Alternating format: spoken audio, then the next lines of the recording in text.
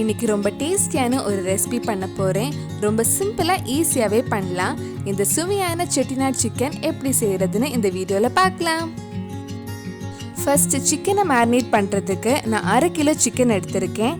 அதில் 1/2 டீஸ்பூன் மஞ்சள் பொடி, தேவையான அளவு உப்பு, பாதி லெமனோட ஜூஸ் சேர்த்து நல்லா மிக்ஸ் பண்ணிட்டு ஒரு 15-20 நிமிஷம் ஊற வச்சிடலாம்.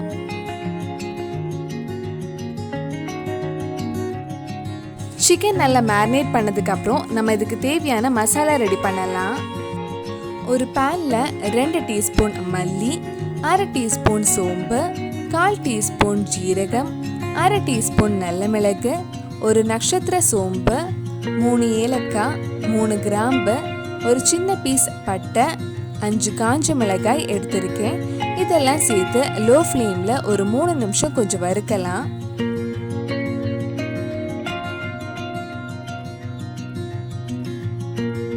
கொஞ்ச நேரம் வறுத்ததுக்கு அப்புறம் இதில் 1/2 கப் துருவின தேங்காயும் சேர்த்து வறுக்கலாம்.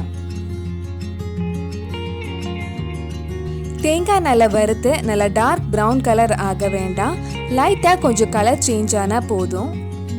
தேங்காய் கொஞ்சம் லைட்டாக கலர் சேஞ்ச் ஆகிருக்கு. இப்போ இது ஆஃப் பண்ணிட்டு ஆற வைக்கலாம்.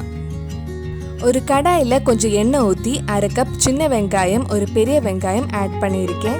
சின்ன வெங்காயம் மட்டும் ஆட் பண்ணலாம். நான் கொஞ்சம் எக்ஸ்ட்ரா கிரேவி கிடைக்கிறதுக்காக ஒரு பெரிய வெங்காயமும் ஆட் பண்ணியிருக்கேன். வெங்காயம் கொஞ்சம் சீக்கிரம் வதங்கிறதுக்கு கொஞ்சம் உப்பு ஆட் பண்ணலாம். கொஞ்சம் வதங்கினதும் இதில் 3 பச்சை மிளகாய் ஆட் பண்ணுறேன். இதுக்கு முன்னாடி நம்ம சேனலில் நிறைய நான்வெஜ் ரெசிபி, சிக்கன் ரெசிபிஸ் எல்லாம் பண்ணியிருக்கோம். நீங்கள் இன்னும் அந்த வீடியோஸ் எல்லாம் பார்க்கலன்னா அதோட லிங்க் டிஸ்கிரிப்ஷனில் இருக்குது, அந்த வீடியோஸும் போய் பாருங்கள். வெங்காயம் நல்லா வதங்கினதும் இதில் 1 டீஸ்பூன் இஞ்சி பூண்டு பேஸ்ட் ஆட் பண்ணலாம்.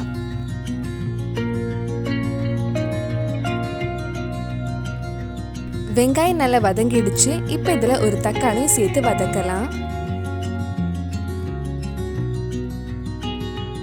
இது கூட கொஞ்சம் கறிவேப்பிலையும் ஆட் பண்ணுறேன். தக்காளி வதங்குற டைமில் நம்ம வறுத்து வச்சுருந்த மசாலா மிக்ஸி ஜாரில் போட்டு நல்லா பவுடர் பண்ணி எடுக்கலாம்.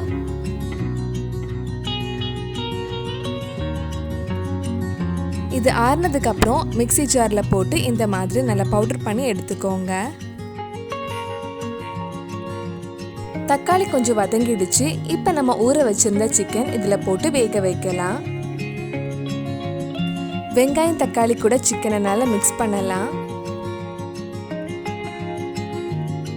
நல்லா மிக்ஸ் பண்ணதுக்கப்புறம் நம்ம பவுடர் பண்ணி வச்சுருந்த மசாலாவும் சேர்த்து மிக்ஸ் பண்ணலாம்.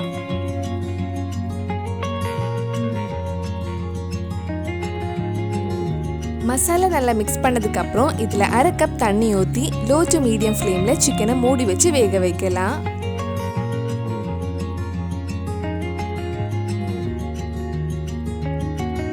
நடுவில் சிக்கனை கொஞ்சம் கிண்டி விட்டுக்கோங்க. சிக்கன் ஆல்மோஸ்ட் வெந்துடுச்சு.